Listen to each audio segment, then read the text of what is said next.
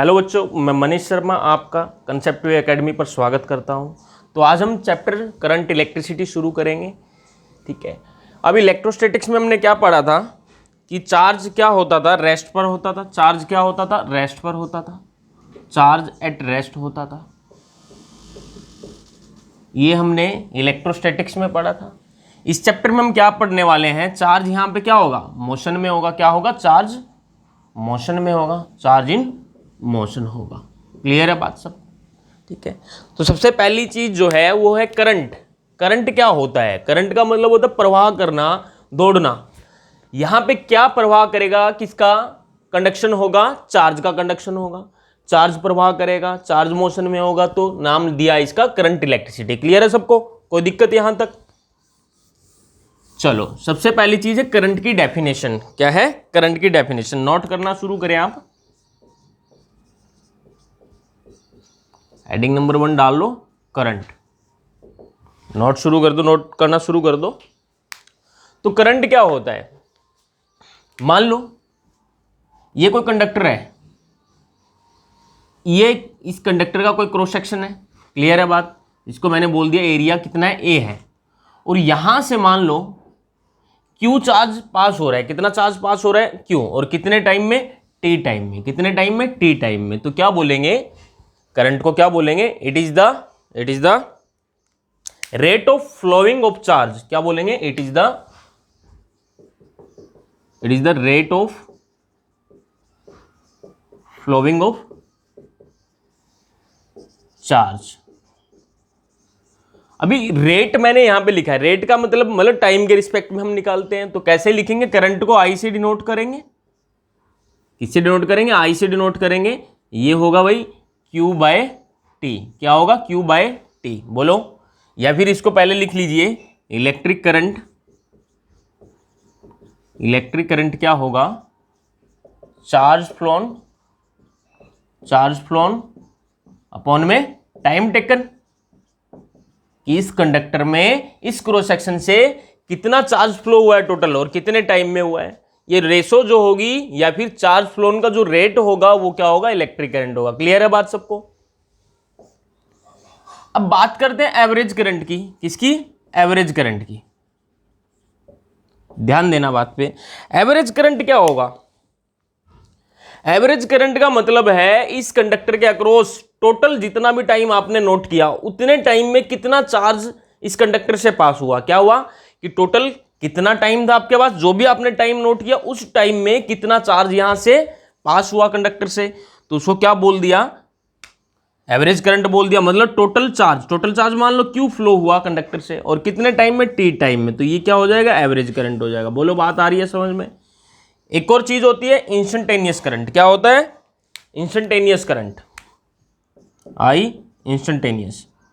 Instantaneous word का मतलब क्या है, पहले तो चीज समझ लो। इंस्टेंटेनियस का मतलब है कि किसी पर्टिकुलर इंस्टेंट पे, किसी पर्टिकुलर टाइम पे कोई चीज निकालनी, वो क्या होती है, इंस्टेंटेनियस होती है। जैसे आपने 11th क्लास में पढ़ा होगा इंस्टेंटेनियस स्पीड या इंस्टेंटेनियस वेलोसिटी।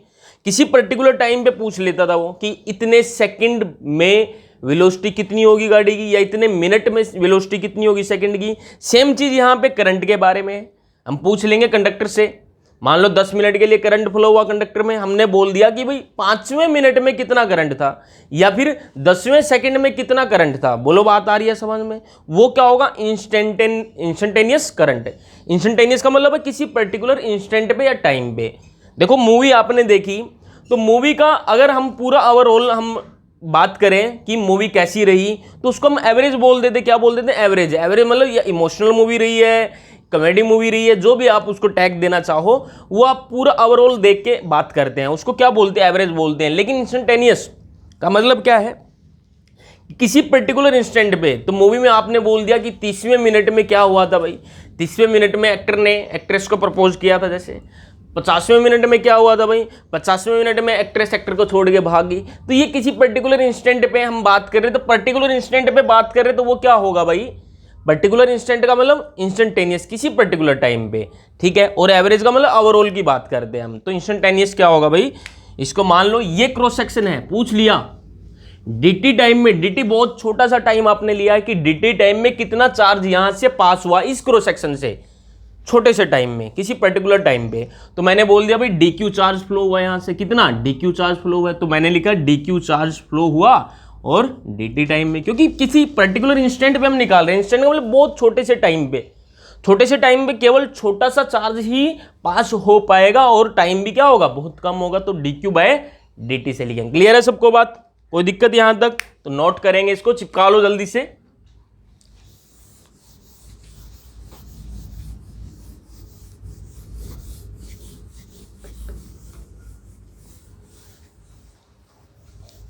ये तो फर्स्ट पॉइंट हमने पढ़ा करंट में। अब सेकंड पॉइंट रोमन में लिखेंगे, सेकंड पॉइंट लिखेंगे डायरेक्शन ऑफ करंट क्या होगी। Direction of current, direction of current क्या होगी, ध्यान देना बात पे। करंट इलेक्ट्रिसिटी आप पढ़ चुके हैं, सॉरी इलेक्ट्रोस्टैटिक आप पढ़ चुके हैं, अभी करंट इलेक्ट्रिसिटी आप पढ़ रहे हैं, तो डायरेक्शन ऑफ करंट आपको बतानी है।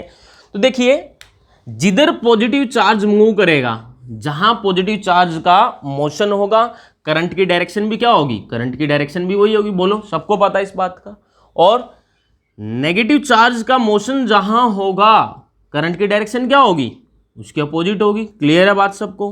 तो डायरेक्शन क्या होगी, along the motion of positive charge and opposite to the direction of negative charge. Negative charge की जो मोशन होगा, जिस डायरेक्शन में होगा, उसके अपोजिट डायरेक्शन में क्या होगा, करंट होगा। और पॉजिटिव चार्ज जिस डायरेक्शन में मूव करेगा, करंट की भी वही डायरेक्शन होगी। क्लियर है बात, डायरेक्शन की बात हो गई।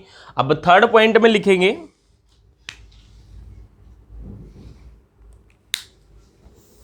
थर्ड पॉइंट में लिखेंगे it is a scalar quantity, it is a scalar quantity, scalar quantity, और ब्रैकेट में लिख लो, या फिर हम इसको टेंसर भी बोलते हैं। सर ये क्या आ गया यहाँ पे, टेंसर, ठीक है। वेक्टर चैप्टर मैंने कराया है, प्लेलिस्ट में आपको लिंक मिल जाएगा, एक बार वेक्टर चैप्टर रिवाइज कर लो, क्योंकि वेक्टर का यूज होना पूरी फिजिक्स में, 11th की बात करें 12th की बात करें। तो it is a scalar quantity, मैंने लिख दिया टेंसर। अभी देखो, स्केलर क्वांटिटीज के बारे में सबको पता है क्या होती है। स्केलर क्वांटिटीज वो होती हैं जिनमें केवल हम मैग्नीट्यूड की बात करते हैं, डायरेक्शन की बात नहीं करते। जबकि वेक्टर क्वांटिटीज में हम डायरेक्शन के साथ साथ, मैग्नीट्यूड के साथ साथ डायरेक्शन की भी बात करते हैं, दोनों बात होती है, तो वो वेक्टर क्वांटिटी होती है। सर ये तीसरी चीज क्या है भाई, ये टेंसर क्वांटिटी। टेंसर क्वांटिटी मतलब जो ना वेक्टर होगी ना स्केलर होगी। तो सर इसको तो स्केलर भी बोल दिया, टेंसर भी बोल दिया। भाई ऑप्शन में जो मिले आपको, अगर ऑप्शन में आपको स्केलर, वेक्टर, टेंसर नहीं दिया ऑप्शन में, तो आप स्केलर टिक करेंगे। अगर स्केलर भी दिया है, वेक्टर भी दिया है, टेंसर भी दिया है, तो फिर टेंसर को टिक करेंगे आप। समझ गए बात? तो टेंसर क्या होता है और इसको स्केलर क्यों बोला हमने। मान लो ये करंट कैरिंग वायर है, यहां से जा रहा है 3 एम्पियर करंट, कितना, 3 एम्पियर करंट। एक ये वायर है, यहां से जा रहा है 4 एम्पियर करंट।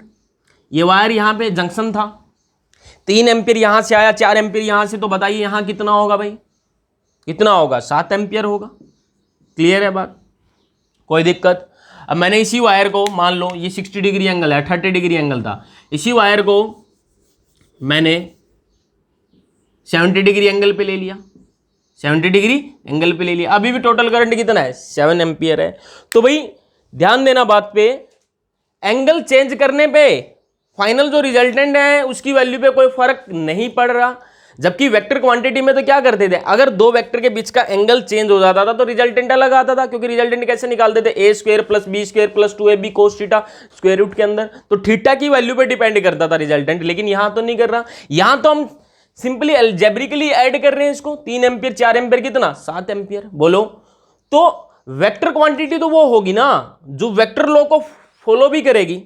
जैसे अगर दोनों वेक्टर होते तो वेक्टर लॉ के अकॉर्डिंग ये ऐड होते। वेक्टर लॉ कौन सा, ट्रायंगल ऑफ वेक्टर एडिशन या parallelogram law of vector addition, उसके अकॉर्डिंग ऐड होना था। लेकिन हमने तो सिंपली ऐड कर दिया, 4 + 3 कितना, 7। बोलो, बात आई समझ में? क्लियर है सबको? तो डायरेक्शन तो है, देखो डायरेक्शन तो है। वेक्टर क्या होता है, मैग्नीट्यूड और डायरेक्शन। देखो दोनों चीजें इसके पास, मैग्नीट्यूड भी है भाई 4 ampere, 3 ampere, total 7 ampere. Direction भी है, दिख रही है आपको। क्लियर? फिर भी ये वेक्टर क्यों नहीं है, क्योंकि भाई ये वेक्टर लॉ को फॉलो नहीं करता। इसको जब टोटल हम करते हैं या रिजल्टेंट जब निकालते हैं तो उसको सिंपल हम ऐड करते हैं। वेक्टर होता तो वेक्टर सम हम करते हैं। बोलो बात आ रही है समझ में? इसलिए भाई इसको ना तो स्केलर मानते ना वेक्टर मानते, इसको क्या मानते हैं? टेंसर क्वांटिटी मानते हैं। क्या मानते हैं? टेंसर। लेकिन बॉक्स में मेंशन नहीं होगा, बॉक्स में क्या लिखा होगा? स्केलर। ठीक है। अगर कॉम्पिटिटिव एग्जाम की बात करें, अगर ऑप्शन में स्केलर, वेक्टर, टेंसर तीनों चीजें गिवन है, तो आपको क्या टिक करना है? सबसे पहले टेंसर को प्रायोरिटी देनी है, आपने टेंसर को टिक करना है। बोलो समझ में आ रही बात?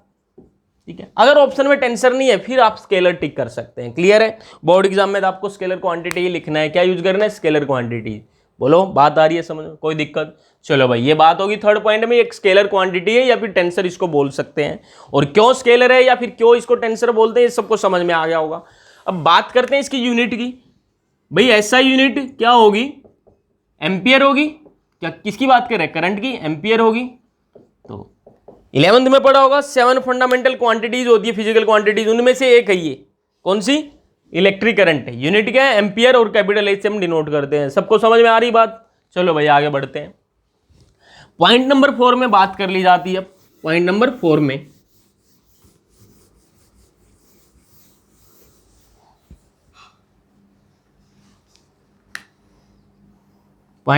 में बात कर ली जाती है। लिखेंगे सभी। The value of current, the value of current does not depend upon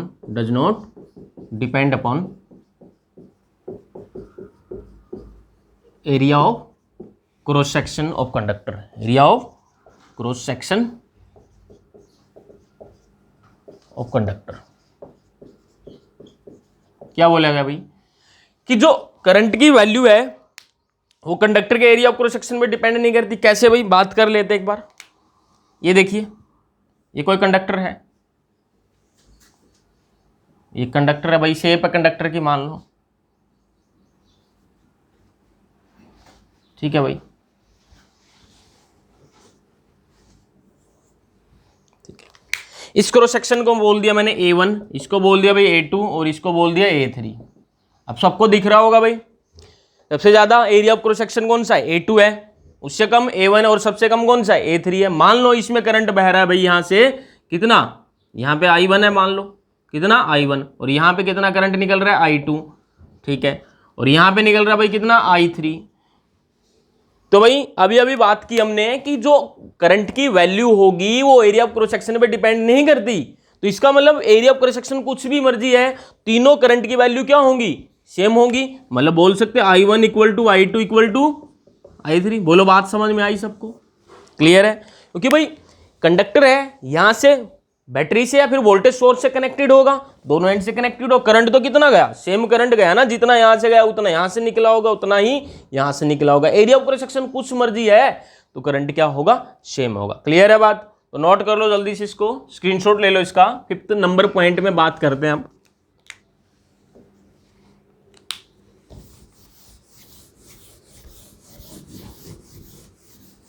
लिखेंगे 5th नंबर पॉइंट में current carrying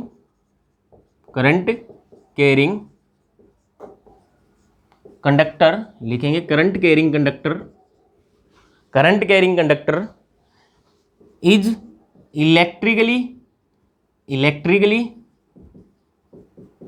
neutral. Current carrying conductor is electrically neutral, therefore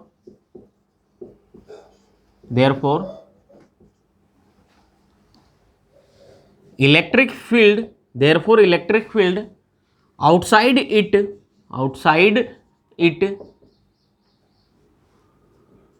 it always zero. तो क्या बोला मैंने? Current carrying conductor is electrically neutral, therefore electric outside it is always zero.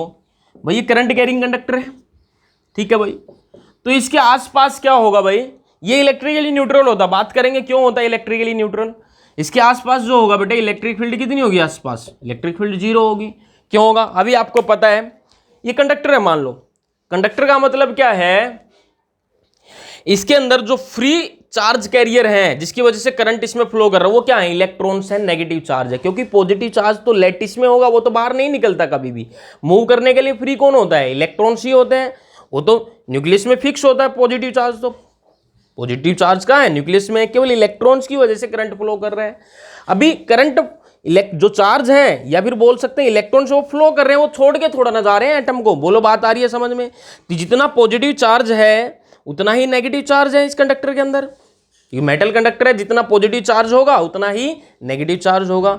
तो भाई electrically हम क्या बोल सकते हैं कि न्यूट्रल है, क्योंकि जितना पॉजिटिव चार्ज उतना ही नेगेटिव चार्ज। अगर इलेक्ट्रिकली न्यूट्रल है, ठीक है, तो भाई इसके आसपास इलेक्ट्रिक फील्ड नहीं होगी, क्योंकि इलेक्ट्रिक फील्ड होने के लिए चार्ज की जरूरत पड़ती है। आपको पढ़ा ना पिछले चैप्टर में कि चार्ज होगा तो उसके आसपास स्पेस में इलेक्ट्रिक फील्ड होगी, लेकिन यहां चार्ज कहां है? चार्ज है ही नहीं, क्योंकि जितना पॉजिटिव है इस कंडक्टर के अंदर उतना ही नेगेटिव है। ओवरऑल कितना है? 0 है ना, तो 0 है तो इसके आसपास इलेक्ट्रिक फील्ड कितनी होगी?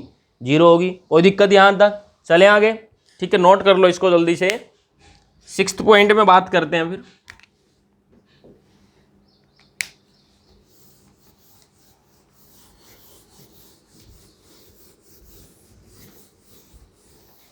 लिखेंगे 6th पॉइंट में लिखेंगे charge carriers are different for these substances.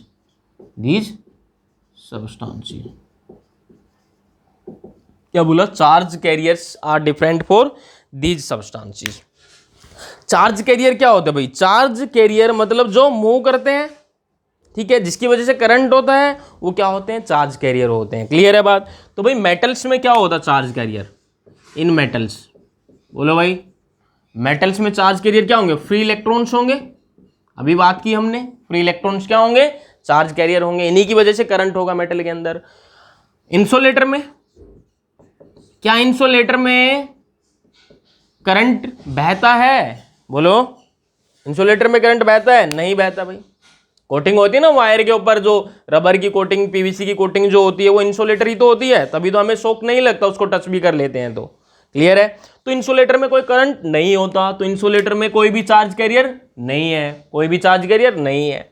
अब बात करते हैं सेमीकंडक्टर के अंदर। क्लास 12 में ही आप आगे पढ़ेंगे सेमीकंडक्टर के बारे में। सेमीकंडक्टर, ठीक है। सेमीकंडक्टर क्या होता है भाई? सेमी मतलब सेमीफाइनल मैच सुना होगा, हाँ, सेमीफाइनल मैच है। सेमीफाइनल का मतलब क्या? फाइनल से पहले, ठीक है। सेमीकंडक्टर का मतलब क्या है? मतलब कुछ कुछ कंडक्शन होगा, उसको क्या बोलेंगे? सेमीकंडक्टर बोलेंगे। सेमी का मतलब आधा, तो आधा कंडक्टर होगा, आधा इंसुलेटर होगा, ठीक है। तो सेमीकंडक्टर क्या होता है? थोड़ा सा बस, बाकी डिटेल में आगे पढ़ेंगे हम जब चैप्टर शुरू करेंगे। सेमीकंडक्टर ये क्या होता है? लेटिस होता है। मान लो सिलिकॉन का है, सिलिकॉन जर्मेनियम यूज होते हैं भाई इसके लिए। ये सेमीकंडक्टर होता है सिलिकॉन और जर्मेनियम, ठीक है। प्योरिटी टेबल में पढ़ा होगा सिलिकॉन जर्मेनियम, ठीक है। तो ये लेटिस होता है सिलिकॉन का, जर्मेनियम का, ठीक है भाई। जब इसको हीट मिलती है या फिर एनर्जी मिलती है इसको, तो क्या होता है? इलेक्ट्रॉन जो होते हैं एम्बेडेड, वो अपने प्लेस को, ये बहुत सारे इलेक्ट्रॉन है बेटे, इलेक्ट्रॉन निकल जाता है यहाँ से। इलेक्ट्रॉन जहां से निकल जाएगा वहां पे बेटे होल क्रिएट हो जाएगा। क्या हो जाएगा? एक होल, मतलब वैकेंसी खाली होगी यहाँ पे। एक इलेक्ट्रॉन बेटा एनर्जी मिल गई, क्या हुआ? यहाँ से निकल गया तो इलेक्ट्रॉन की जो जगह थी वहां पे एक होल बन गया। क्या बन गया? एक होल। इस तरीके से ओ से रिप्रेजेंट करेंगे, होल बन गया। होल जो होता है वो होता है बेटा पॉजिटिव चार्ज। क्या होता है? Positive charge. और इलेक्ट्रॉन नेगेटिव चार्ज। तो हम बोल सकते हैं सेमीकंडक्टर में जो कंडक्शन होगा वो किस वजह से होगा? होल्स की वजह से और इलेक्ट्रॉन्स की वजह से। Electrons and holes. समझ में आई बात? बाकी डिटेल में आगे पढ़ेंगे। और केमिस्ट्री में इलेक्ट्रोकेमिस्ट्री हो चुका होगा आपका चैप्टर, नहीं हुआ तो वहां पे पढ़ने वाले आप इलेक्ट्रोलाइट के बारे में। इलेक्ट्रोलाइट क्या होता है भाई? जो बैटरी के अंदर जो केमिकल होता है, जनरली हम कॉपर सल्फेट हम यूज करते हैं, CuSO4 सुना होगा, CuSO4 यूज करते हैं। उसमें क्या होता है? Copper plus Cu plus SO4-2 भाई, ये आयंस होते हैं। बोलो क्या होते हैं? पॉजिटिव और नेगेटिव आयंस होते हैं। इन्हीं की वजह से कंडक्शन होता है सॉल्यूशन में। उसमें इलेक्ट्रोलाइट में क्या होता है? दोनों आयंस होते हैं, पॉजिटिव और नेगेटिव, तो इन्हीं की वजह से क्या होता है? कंडक्शन होता है। तो लिख सकते हैं इलेक्ट्रोलाइट में क्या होगा? Positive and negative ions. Clear है बात? कोई दिक्कत यहां तक? तो जल्दी से नोट कर लो इसको, ठीक है। आगे बढ़ते हैं फिर। 6th पॉइंट हो गया भाई। 7th पॉइंट की बात करते हैं।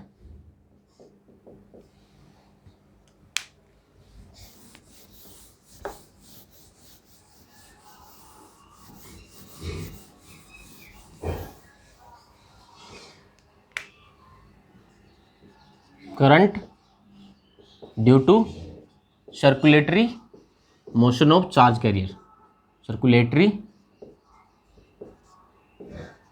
Motion of charge particle. ध्यान सुनना बेटे बात, मैंने बोला कि current due to circulatory motion of charge particle, charge particles के सर्किल में मोशन की वजह से जो करंट होगा वो क्या होगा। ठीक है, चलो बात कर लेते हैं। मान लो भाई ये सर्कुलर पाथ है, यहां पे बेटे एक चार्ज पार्टिकल है जिसपे चार्ज मैंने बोल दिया क्यू है। कितना है? क्यू है। समझ में आ रही सबको बात? ये भाई सेंटर हो गया इस पाथ का। ठीक है, ये रेडियस होगी भाई, क्या होगी? रेडियस। और इस टाइम पे जो वेक्टर होगा, वेलोसिटी वेक्टर किधर होगा? इधर होगा भाई, परपेंडिकुलर होता है, पता है सबको। किसी मर्जी पॉइंट पे ले लो, रेडियस के परपेंडिकुलर होगा। ठीक है, ये स्पीड भी स्पीड बोल दी और आर रेडियस है बेटे। ठीक है, और क्यू ये चार्ज है। तो भी ध्यान से सुनना, जब आप करंट की बात करेंगे, करंट कितना होगा? करंट क्या होता है? Charge upon time, rate of flow of charge is called current. तो करंट क्या होगा भाई इसमें? I is equal to q by t, q by t. ये टी क्या है? टी। ठीक है, मान लो एक कंप्लीट रिवॉल्यूशन इसने किया, एक कंप्लीट चक्कर इसने लगाया चार्ज ने, तो कंप्लीट चक्कर के लिए टाइम को क्या बोलेंगे? कैपिटल टी से टाइम पीरियड बोलते हैं हम। क्या होगा इसका? टाइम पीरियड होगा। और क्यू चार्ज की वैल्यू है। क्लियर है बात? तो करंट कितना? Q by t. ये टी यहां पे क्या है? टाइम पीरियड है। क्लियर है बात सबको? कोई दिक्कत नहीं है। चलो भाई, और आपको पता होगा 1/t तो क्या होता है? 1/t क्या होता है? फ्रीक्वेंसी होता है ना, सबको पता है यार। टाइम पीरियड किसके इक्वल होता है? 1/f के इक्वल होता है। ये क्या बेटे? f क्या है यहाँ पे? Frequency, linear frequency. यहाँ पे क्या है? Linear frequency. फ्रीक्वेंसी क्या होता है? कि चार्ज पार्टिकल ने एक सेकंड में कितने रिवॉल्यूशन लगाए? अरे रिवॉल्यूशन पर सेकंड आरपीएस में या आरपीएम में लिखते हैं ना फ्रीक्वेंसी को। आरपीएस का मतलब क्या होता है? रिवॉल्यूशन पर सेकंड। मतलब एक सेकंड में इस चार्ज पार्टिकल ने कितने चक्कर लगाए, वो उसकी फ्रीक्वेंसी होती है। और फ्रीक्वेंसी क्या होती है? रेसिप्रोकल होती है टाइम पीरियड का। तो भाई यहां पे हमने लिखा था क्यू बाई टी, तो 1/t कितना हो जाएगा? एफ के इक्वल हो जाएगा। समझ में आ रही बात सबको? कोई दिक्कत तो नहीं? चलो भाई, ये आ गया। और ध्यान देना बात पे, टाइम क्या होता है? Time distance upon speed. क्या होता है? डिस्टेंस अपॉन स्पीड होता है। टाइम क्या होता है भाई? Distance upon speed. जब एक चक्कर वो लगाएगा तो कितना डिस्टेंस ट्रेवल करेगा भाई? सर्कमफेरेंस के इक्वल सर्किल के, और सर्किल का सर्कमफेरेंस क्या होता है? 2πr। कितना होता है? 2πr। और डिस्टेंस हो गया अपॉन में स्पीड। स्पीड कितनी थी भाई इसकी? यहां पे दिख रही है आपको v। क्या है? v। तो भाई I को क्या लिख सकते हैं हम? I equal to, therefore I equal to q by t है। बोलो, क्यू बाई टी, या फिर क्यू इंटू एफ है। तो टी की वैल्यू यहां रिप्लेस कर देंगे तो कितना आ जाएगा? वी ऊपर आ जाएगा, नीचे 2πr। कितना आ गया भाई? ऐसे लिख सकते हैं। कोई दिक्कत किसी को? बोलो, तो नोट कर लो जल्दी से इसको, आगे बढ़ते हैं। फिर कुछ न्यूमेरिकल्स इस पे कर लेते हैं। क्लियर है सबको? चलो भाई,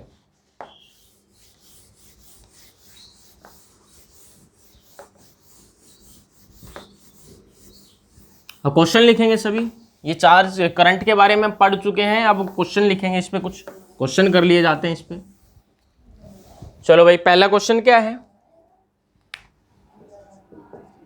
फाइंड चल रही है वीडियो?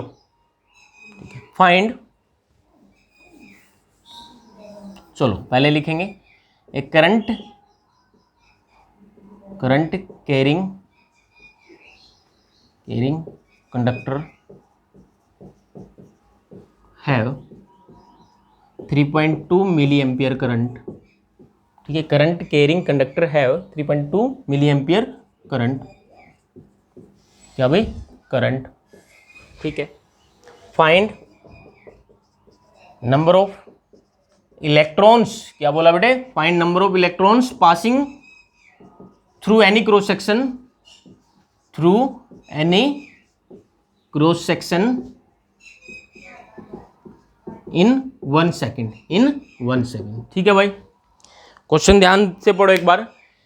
करंट कैरिंग कंडक्टर है जिसमें कितना करंट है? 3.2 मिली एम्पियर। और बोला क्या है कि किसी क्रॉस सेक्शन से उस कंडक्टर के 1 सेकंड में कितने इलेक्ट्रॉन्स पास होंगे, मतलब इलेक्ट्रॉन्स का मतलब वो चार्ज पूछ रहा है कितना पास होगा। चार्ज आ गया तो नंबर ऑफ इलेक्ट्रॉन्स आप निकाल सकते हैं। क्वांटिटेशन ऑफ चार्ज पढ़ा था ना, Q इक्वल टू NE। अगर आपके पास Q है, E की वैल्यू आपको पता 1.6 × 10⁻⁻19, तो N की वैल्यू आप निकाल सकते हैं। N क्या होगा यहाँ पे, नंबर ऑफ इलेक्ट्रॉन्स। क्या होगा, नंबर ऑफ इलेक्ट्रॉन्स। कोई दिक्कत, वो सिंपल सा क्वेश्चन है। चलो बात कर लेते भाई, कैसे करेंगे। आई गिवन है इतना 3.2 मिली एम्पियर, मिली मतलब 10⁻³ एम्पियर। कोई दिक्कत यहां तक भाई। चलो आई क्या होता है भाई, Q बाय टी। क्या होता है, I equal to Q by T. ठीक है भाई, Q निकालना है सबसे पहले। तो आपको क्या निकालना है, Q निकालना है। तो भाई Q क्या होगा, I इंटू टी। अरे T भी गिवन है 1 सेकेंड और I भी गिवन है 3.2 मिली एम्पियर। ठीक है, और Q क्या होता है, Q क्वांटिटेशन ऑफ चार्ज से Q का क्या लिखते हैं, N इंटू ई लिखते हैं। बोलो, चार्ज की प्रॉपर्टीज में पढ़ा था फर्स्ट चैप्टर में इलेक्ट्रोस्टैटिक्स में हमने। Q क्या होता है, charge is quantized, that is Q equal to N equal to e. Q is equal to N equal to N into e, I T. N कितना होगा बेटे, आई टी अपॉन में ई। क्लियर है सबको, बहुत सिंपल सा क्वेश्चन था। तो यहां देखेंगे आगे, N आई कितना है भाई 3.2 इंटू 10⁻³ और T कितना है बेटे, 1 सेकंड बोला उसने। कितना बोला है, 1 सेकंड बोला है। E की वैल्यू 1.6 इंटू 10⁻⁻19। बोलो 16 2 जा 32, तो 2 ये बेटे 10⁻⁻19 ऊपर आएगा, प्लस की पावर हो जाएगी -3 है तो कितना 10⁻16। बेटे इतने इलेक्ट्रॉन्स पास हुए उस कंडक्टर में 1 सेकंड में। समझ में आई सबको बात या नहीं आई? ठीक है, नोट करेंगे जल्दी से इसको। चले आगे, चलो भाई अगला क्वेश्चन लिखेंगे।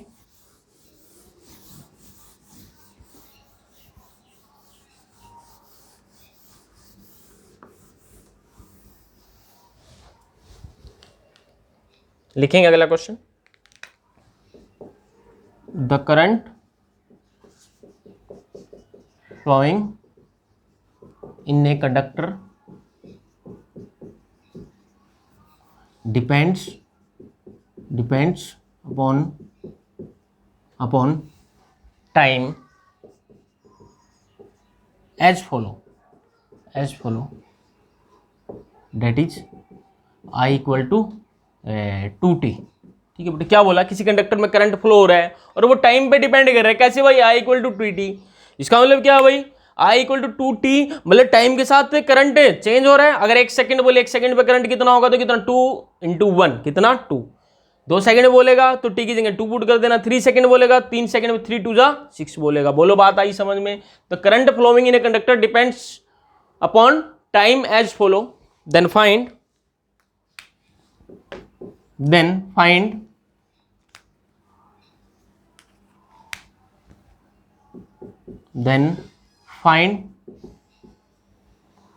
charge flowing through any cross section, then find charge flowing through any cross section from 0 to 2 second. 0 to 2 second. क्या बोला बेटे उसने कि किसी कंडक्टर में जो करंट है वो टाइम पे डिपेंड कर रहा है। और किस तरीके से, I इक्वल टू 2t, इस तरीके से टाइम पे डिपेंड कर रहा है। बोला क्या है, किसी क्रॉस सेक्शन से उस कंडक्टर के आपको क्या निकालना है कि कितना चार्ज फ्लो हुआ और कितने टाइम में, 0 से 2 सेकेंड में। ठीक है भाई, I क्या लिखा था बेटे, dq बाई dt लिख सकते हैं। बोलो, लिख सकते हैं सर। तो dq कितना होगा बेटे, I dt होगा। ठीक है, dq क्या बेटे, स्मॉल चार्ज है। आपको तो टोटल चार्ज निकालना 0 से 2 सेकंड में। तो क्या करेंगे, इंटीग्रेशन कर दो। और इंटीग्रेशन कहां से कहां तक करनी, 0 से 2 सेकंड तक करनी है। और इधर इंटीग्रेशन करेंगे तो कितना आ जाएगा बेटे, टोटल q आ जाएगा। बोलो, ठीक है भाई। I कितना है बेटे, रिप्लेस कर दो 2t, कितना है 2t और dt। क्लियर है बात? आगे बात करते हैं बेटे। 2 इंटीग्रेशन से बाहर आ जाएगा, कांस्टेंट है। ठीक है सर। और t का इंटीग्रेशन कितना होता है बेटे, t² बाय 2। t का इंटीग्रेशन कितना होगा, t² बाय 2। लिमिट्स पुट करते हैं, अपर लिमिट लोअर लिमिट। तो बेटे 2 से 2 तो कैंसल, 2 पुट करेंगे, 2 का स्क्वायर कितना बेटे 4, और 0 पुट करेंगे 0 आएगा। तो कितना आया बेटे, सॉरी q कितना आया, हाँ q पूछा था ना आपसे, कितना आया भाई 4 कूलम। कितना आया 4 कूलम। क्लियर है सबको बात, कोई दिक्कत? तो भाई कितना चार्ज फ्लो हुआ 0 से 2 सेकंड में 4 कूलम, अगर कंडीशन ये गिवन थी। क्लियर है सबको, कोई दिक्कत? चलो एक लास्ट क्वेश्चन और कर लेते हैं आज का, चार्ज इस पे करंट पे एक क्वेश्चन और कर लिया जाता है। लिखेंगे एन इलेक्ट्रॉन, लिखेंगे क्वेश्चन सभी। An electron is revolving, an electron is revolving in the cell of hydrogen atom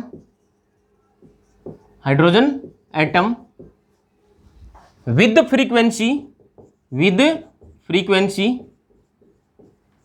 2 into 10⁻15 hertz.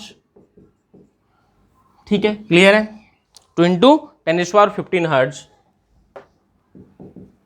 ने पाथ ऑफ रेडियस 0.5 एंगस्ट्रॉम। क्या बोला? जो सेल है उसकी जो रेडियस है वो कितनी 0.5 एंगस्ट्रॉम है। इस पाथ में क्या कर रहा है? इलेक्ट्रॉन मूव कर रहा है, घूम रहा है, कितनी फ्रीक्वेंसी है? 2 into 10⁻15 हर्ट्ज फ्रीक्वेंसी से। तो पूछा क्या है? फाइंड चार्ज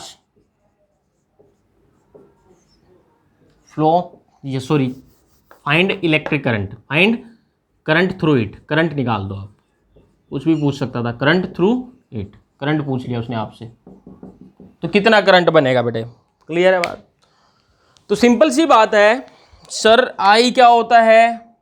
सर्कुलर मोशन पढ़ा था ना, 7th पॉइंट में पढ़ा था, सर्कुलर मोशन के कारण करंट। आई क्या लिखा था बेटे? Q बाय टी, ये टी क्या था? टाइम पीरियड, ये टी क्या था?